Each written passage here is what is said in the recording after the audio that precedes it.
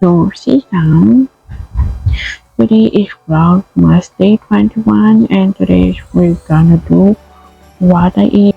So, tatapos din ako sa aking trabaho sa pag-upload at pag-edit.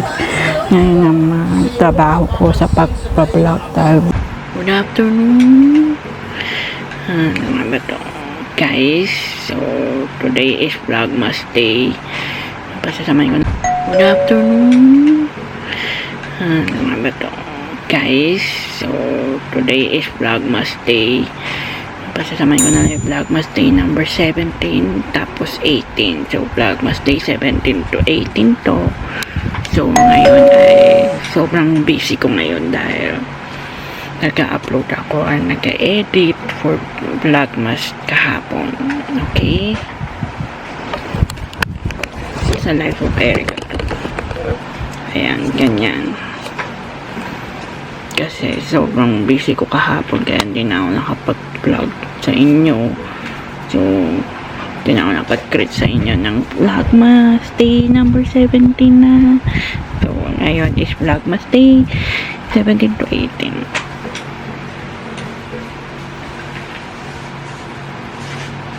Pagod na mami ko.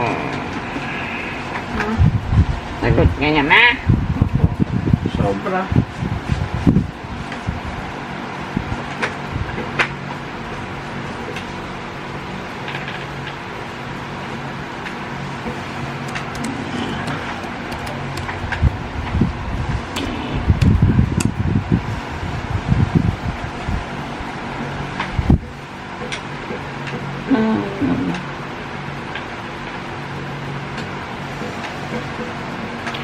So, kamusta naman kayo guys?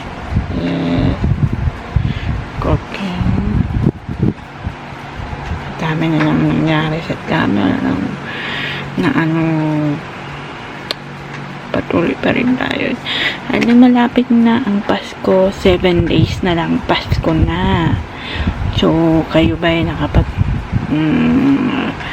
nakabili na ba kayo ng mga pangregalo nyo sa family nyo? Mga monito-monito, kung meron kayong Christmas party, nakabili na ba kayo ng mga pangregalo? Tapos, isip na ba kayo, nakaplano ba kayo ng mga pang Noche Buena nyo sa darating na Pasko? Kasi kami, malapit nang maayos ang plano namin sa Noche Buena namin. And nakabili na rin kami ng mga regalo namin sa pamasko. So, i-edit lang ako, okay? Patay mo mo na yan. Isagad mo na doon. Isagad mo. Ako lang nagmamas. Nagmamas natin. Isa, So much beauty. magmamas. Baka bumaba siya.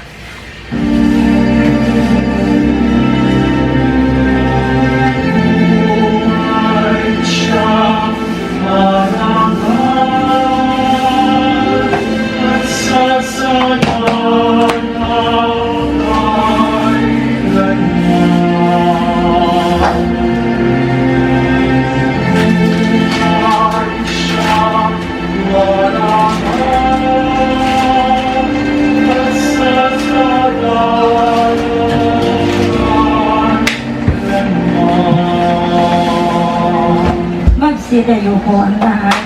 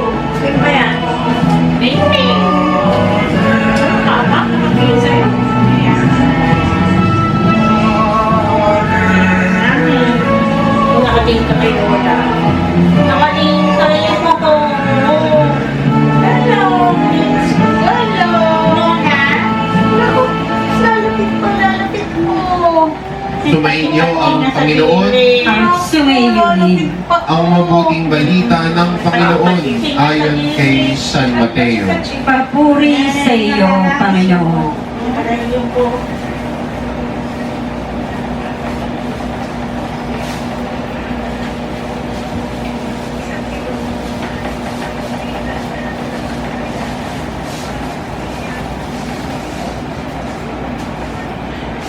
Ganito ang pagkapanganak kay Hesukristo. Si Maria na kanyang ina at si Jose ay nakatakda ng pakasal. Ngunit bago sila nakasal, si Maria ay natagpo ang nagdadalang tao. Ito'y sa pamamagitan ng Espiritu Santo.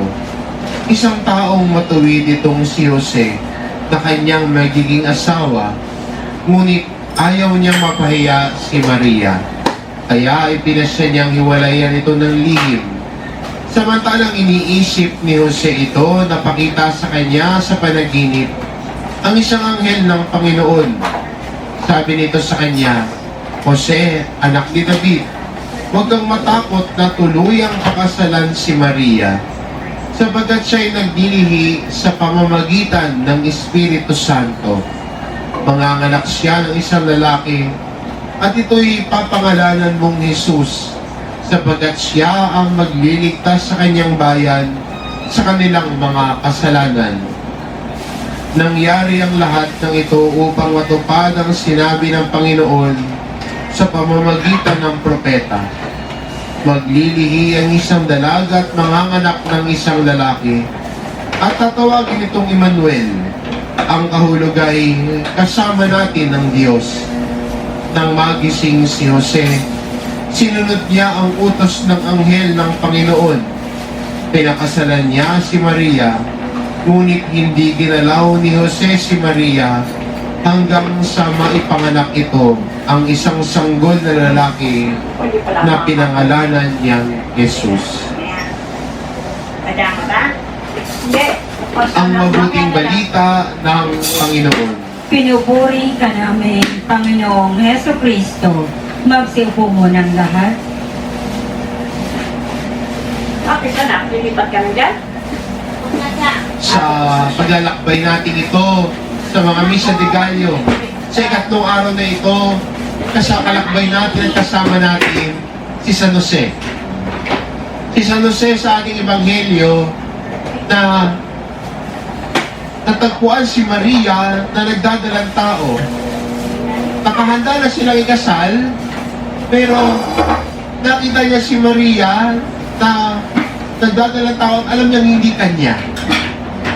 Kung ikaw na sa paalam ni Jose, siguro yung iba magagalit, may inis. So sa panahon natin ngayon, Wala na naman. pinost mo na siya sa Facebook. Minat wala doon. Pero kung titignan natin sa Ebanghelyo, Natapos din ako sa lahat ng gawain ko. So, naghuhugas lang ako kamay. Wait lang guys. Wait lang. Yan. Kaya mo. Pasakop sa demonyo. Upang mabuhay. Upang iligtas ang iyong mga bahay. Marahil ay marumisa na tayo tigma lang ito. Hinahan mo sa maraming respeto. Ngunit may isang bagay na hindi mapapakakasihan.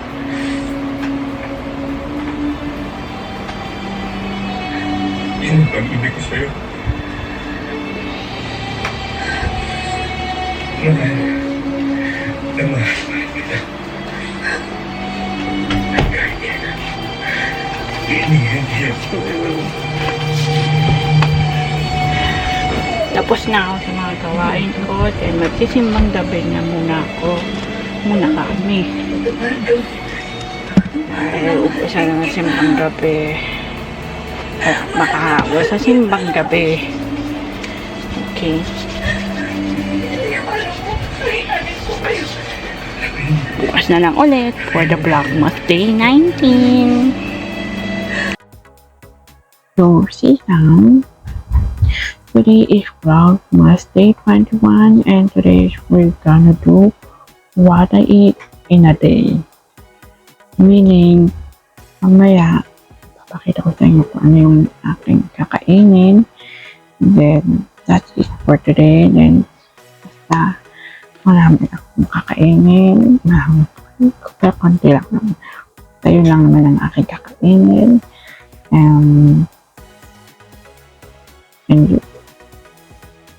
And you can, kung nakaka-relate kayo, just comment down below. O kung ano man ang inyong kinain ngayong araw, just comment down below. So, abangan nyo na lang yung mamaya-maya. Isang. At ayun na nga, sa sobrang busy ng lola nyo. So, yung may mga na-realize lang ako this 2024. So, that's it. Yung yung mga ano natin na sa akin kasi may yung experience itong na-realize ko is about sa social media. Talagang bad influence talaga ang social media to. Wala naman pero ganun talaga. Social media is nakaka-bad influence for me. Then, kailangang ingatan din pala natin yung mga health natin. Hindi pwedeng basta-basta kumakain. Hindi pwedeng basta ganun na lang go. Hanggang sa malaman na natin na tayong sakit. Malupang sakit. And next one, kapag realize sa akin is that common sense naman. Kung nasa ibang bansa ka, tapos ako nandito sa Philippines, then sana maintindihan mo na magkaiba po tayo ng culture and magkaiba po tayo ng pinanggalingan. Not because of maliit lang yung pin cages ng aking hamster is wala na akong minimal care of my hamsters. Nahabaan ko lang pasensya ko, pero common sense naman doon sa nag-comment, please.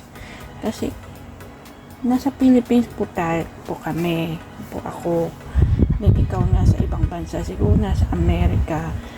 Then magkaiba po ang price ng mga pin cages yan kumpara dito. And hindi po malakihan ng mga bahay dito sa Pilipinas.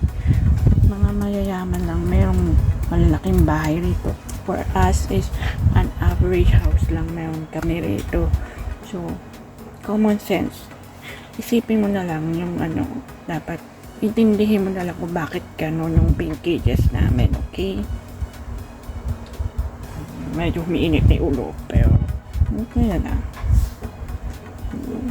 May ganun talagang tao na hindi nila maintindihan yung differences of the Asian or Philippines people and them na American o foreigner. So that's it. Kasi makikita ko sa mga bahay doon sa America, malalaki. Talagang malalaki kahit average people sila. Malalaki pa rin yung bahay nila. Dito sa amin, ganun talaga ang dahil sobrang mahal din ang house and lot, then kailangan ayun, common sense and intindihin nyo yung diferensya ng magkaibang bansa, okay? So guys, patapos din ako sa aking trabaho sa pag-upload at pag-edit. Ngayon naman, trabaho ko sa pag-vlog dahil Vlogmas Day 19 ngayon. So, yun nga vlog pa. Then, dito sa LOE, bukas na lang ako pagsasamay ko yung 19 and 20 sa isang vlog. So, ayun nga.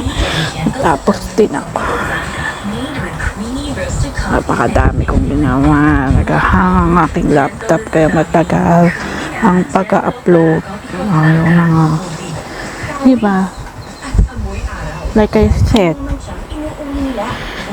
common sense naman. Kasi hindi porket Hindi porket pare-parehas na tayo ng culture, ng lugar, or ng bansa. Common sense na kami, nasa Philippines, tropical country kami. Kayo hindi. So, yun. Just please understand our situation, our place, and our country. So, yun nga.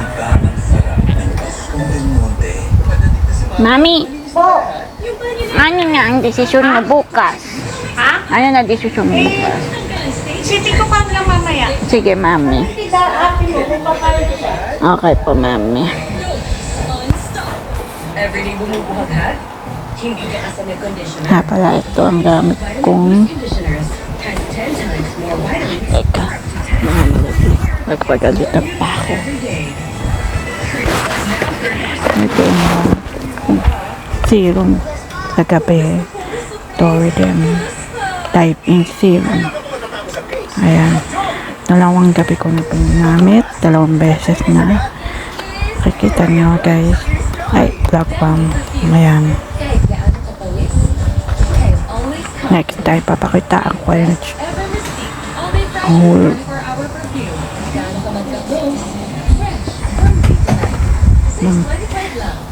step by step ng another skincare ko. Okay.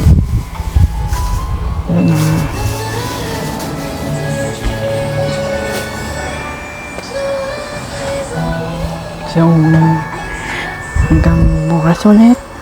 Dito muna ang vlogmas day. And bukas naman, see you on my next vlog na. So, malapit na ang Pasko.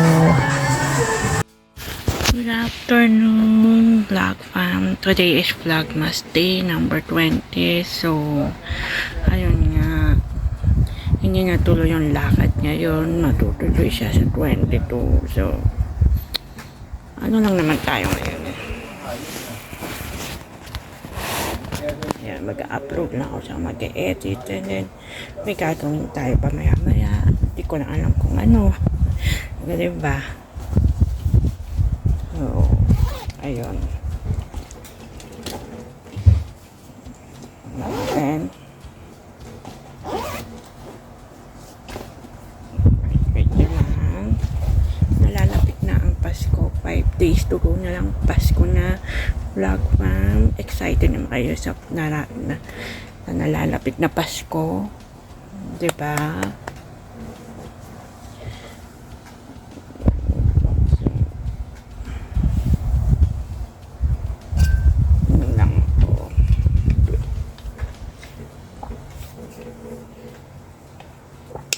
Mali, itong tumbler ko is Tayeso. Ayan siya. Maganda siyang ano, kasi pwede siyang distro or gano'n lang. Ang ano, mahirap nga lang itong buksan. Pero ito, ayan. Sobrang ganda niya at dali niyang gamitin. Vlog Fam. Okay, maya na lang ulit. Good afternoon, guys. So, guys and Sisam. So, today is vlog day. Today is vlog day 20. And dito naman sa EJ, today will be Vlogmas day 17 to 20. So, kamusta naman kayo? Nalalapit na ang mga Pasko. Nalalapit na ang Pasko natin ngayong araw. There is only 5 days to go. Pasko na. So, ayun na nga. So, ngayon, simpleng araw lang naman ang gagawin ko. Mag-upload, mag-edit. And then, ano pa ba? Check ko sa schedule ko. Dahil naka-schedule dito.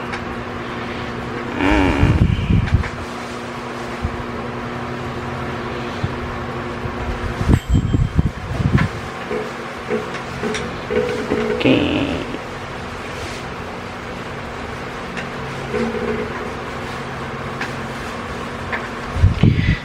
check ko lang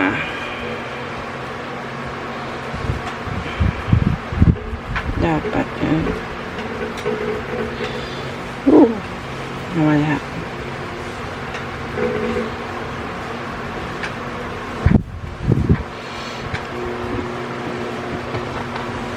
Check ko lang dito. Kasi parang nawala.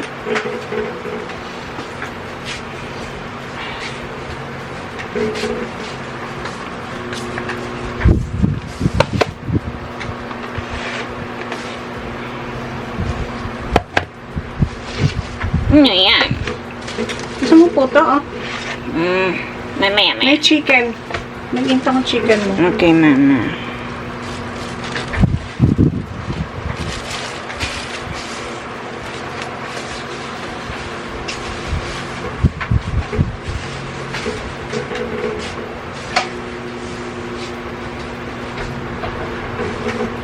Naglaba ka ba?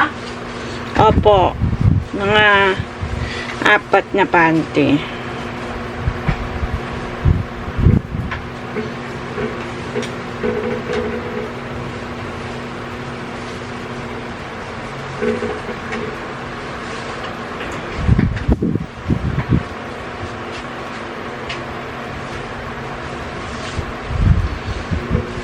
So, break day. I will going on I'm ready to go on a break day for this vlog dito sa AJ sa East Journal.